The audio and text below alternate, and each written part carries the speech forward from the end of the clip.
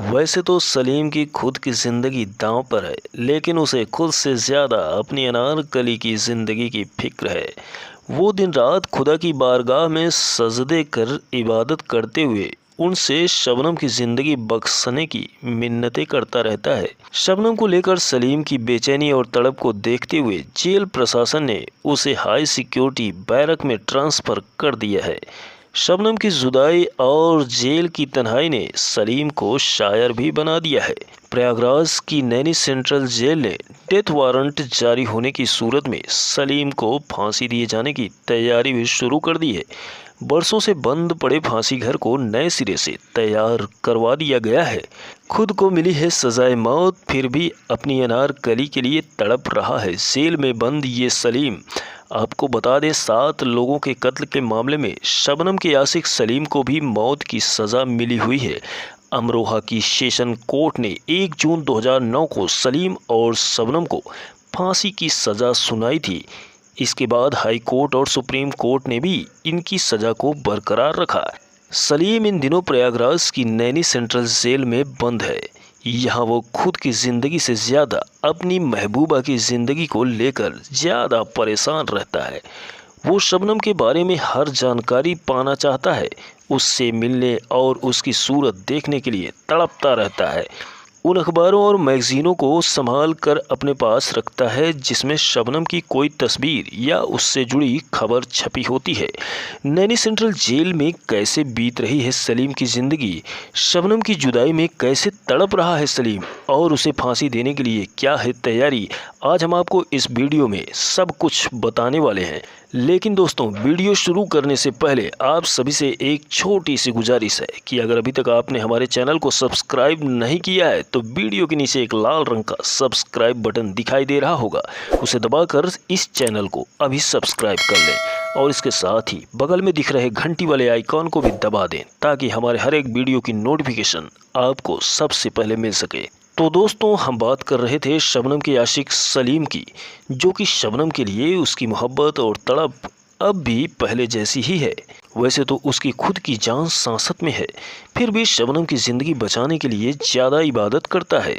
सलीम ये जानने के लिए बेकरार रहता है कि शबनम अब उसके बारे में क्या सोचती है। वो चाहता है कि उसे भले ही फांसी की सज़ा हो जाए, पर उसकी महबूबा शबनम के फांसी की सज़ा उम्र कैद में बदल दिया जाना चाहिए। शबनम को लेकर सलीम की इसी बेकरारी और तड़प की वजह से प्रयागराज का जेल प्रशासन खास सतर्कता बरत रहा है। सलीम अपने साथ बंद दूसरे बंदियों से अक्सर ही शबनम के बारे में बातें करना पसंद करता है। दूसरे कैदियों से भी वो शबनम की सलामती के लिए दुआ करने को कहता है। शबनम की दया याचिका खारिज होने के बाद से वो पूरे दिन गुमसुम सा रहता है। प्रयागराज की नैनी जेल में बंद सलीम ज़्यादा पढ़ा लिखा तो नहीं है, लेकिन अलग अलग जेलों में रहते हुए उसने नए सिरे से हिंदी और अंग्रेजी की बेसिक पढ़ाई ठीक से कर ली है। कम पढ़ा लिखा होने के बावजूद सलीम इन दिनों जेल में कविताएं लिखता है। साथी बंदियों के मुताबिक उसने तमाम शेर भी लिखे हैं। उर्दू के लफ्ज़ों के इस्तेमाल वाले शेरों को वो हिंदी में कागज़ पर लिखता है। इनमें से कुछ शेर उसकी अपनी महबूबा यानी कि शबनम और उसकी जुदाई पर है, तो कुछ दूसरे विषयों पर। पिछले 2 सालों में उसने तकरीबन दर्जन भर कविताएं भी लिखी हैं। जेल के सीनियर सुप्रिंटेंडेंट के मुताबिक सलीम को उसके हालात ने कवि और शायर बना दिया है। उनके मुताबिक वो अपनी रचनाएं अक्सर हाई सिक्योरिटी बैरक में बंद दूसरे बंदियों को भी सुनाता है। अपनी रचनाओं के लिए उसने अलग फाइल भी बना रखा है। कहा जा सकता है कि 7 खून करने के बाद भी प्रेमिका शबनम से मिली जुदाई और जेल की तन्हाई ने उसे रेडीमेड शायर और कवि बना डाला है। अपनी ये रचनाएं वो शबनम तक भिजवाने के साथ ही इसे किसी मैगजीन या रिसाले में छपवाने की भी फिराक में रहता है। शबनम के इश्क में 7 खून करने से पहले सलीम ज़्यादा धार्मिक तो नहीं था। वो सिर्फ जुमे की नमाज पढ़ता था और कभी कभार ही रोजे रखता था।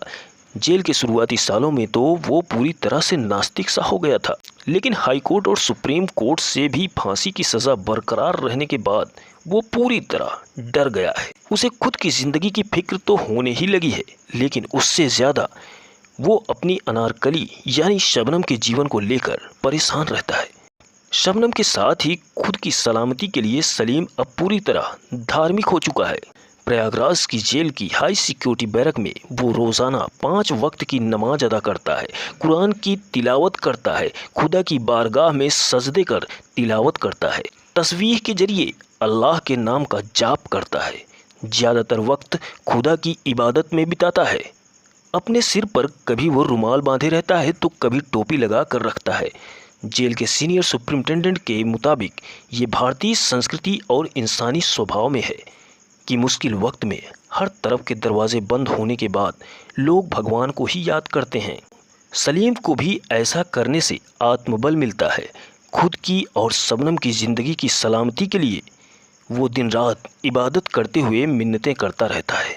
तकरीबन 13 साल का वक्त जेल में बिताने और फांसी की सज़ा मिलने के बाद भी सलीम के सिर से शबनम के इश्क का भूत नहीं उतरा है। राष्ट्रपति के यहाँ से शबनम की दया याचिका खारिज होने के बाद सलीम काफ़ी परेशान हो उठा था। वो चिड़चिड़ा सा हो गया था और कई बार उसने दूसरे बंदियों के साथ बेवजह विवाद कर लिया। शबनम के प्रति दीवानगी में वो किसी दूसरे बंदी या खुद को कोई नुकसान न पहुँचा डाले, इसके लिए जेल प्रशासन ने उसे सामान्य बंदियों से अलग कर हाई सिक्योरिटी बैरक में शिफ्ट कर दिया। जेल के सीनियर सुप्रिंटेंडेंट के मुताबिक हाई सिक्योरिटी बैरक में वैसे तो सभी बंदियों की निगहबानी की जाती है, लेकिन सलीम के हालात को देखते हुए उस पर खास निगरानी कराई जा रही है।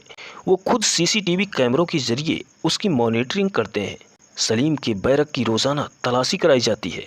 हाई सिक्योरिटी बैरक में सलीम को सुबह और शाम को कुछ घंटों के लिए उसी बैरक में दूसरे बंदियों के साथ मिलने जुलने का मौका दिया जाता है।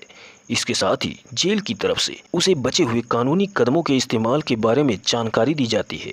उसे उसके वकीलों और संस्थाओं द्वारा भेजे गए साहित्य को जांच के बाद उसे पढ़ने के लिए दिया जाता है। उसे पूरी तरह से सामान्य रखने के लिए कई दूसरे कदम भी उठाए जाते हैं। शबनम के आशिक सलीम को अब इस बात का एहसास हो गया है कि फांसी से बचने के कानूनी रास्ते अब उनके लिए तेजी से बंद होते जा रहे हैं। ऐसे में उसे अब किसी चमत्कार की ही उम्मीद है। सलीम अक्सर ही दूसरे बंदियों व जेल कर्मचारियों से ये कहता रहता है कि कानूनी अदालत ने उसको और उसकी प्रेमिका शबनम को भले ही फांसी की सज़ा दे रखी हो, लेकिन उसे इस बात की पूरी उम्मीद है कि अल्लाह की अदालत से उन्हें इंसाफ ज़रूर मिलेगा और उनकी फांसी की सज़ा भी ज़रूर बदलेगी। दरअसल सलीम खुद को गुनाहगार मानता ही नहीं है। उसका मानना है कि अगर सिस्टम और समाज ने उनके रिश्ते में अड़ंगा न लगाया होता तो वो भी खुशहाल ज़िंदगी जी रहे होते। किसी चमत्कार की आस में ही सलीम इन दिनों पूरी तरह धार्मिक हो गया है। सलीम का दावा है कि दुनिया और कानून की नज़र में उनके जज्बात के लिए भले ही कोई जगह न हो, लेकिन अल्लाह उनकी नीयत को ज़रूर समझेगा और उनके साथ कोई नाइंसाफ़ी नहीं होने देगा। शबनम की दया याचिका खारिज होने के बाद सलीम जब तनाव में रहने लगा और उसके व्यवहार में फ़र्क सा नज़र आने लगा तो प्रयागराज की नैनी सेंट्रल जेल के प्रशासन ने उसे सामान्य बंदियों से अलग कर हाई सिक्योरिटी बैरक में डाल दिया। इससे सलीम और भी तिल मिला गया। कुछ दिन बाद ही उसने जेल के सीनियर सुप्रिंटेंडेंट पीएन पांडे को एक चिट्ठी लिखी। इस चिट्ठी में उसने खुद को हाई सिक्योरिटी बैरक में भेजे जाने पर सवाल उठाए, अपने अच्छे व्यवहार की दुहाई दी। सीनियर सुप्रिंटेंडेंट को बरेली जेल में भी इसी तरह साथ होने की बात याद दिलाई। पीएन पांडे के मुताबिक इस चिट्ठी के बाद उन्होंने खुद सलीम से बात की, उसे यह भरोसा दिलाया कि हाई सिक्योरिटी बैरक में उसे किसी सज़ा के तौर पर नहीं भेजा गया है, बल्कि उसकी खुद की सुरक्षा के लिए यह कदम उठाया गया है। अगर सज़ा देनी होती तो उसे तन्हाई बैरक में भेजा जाता।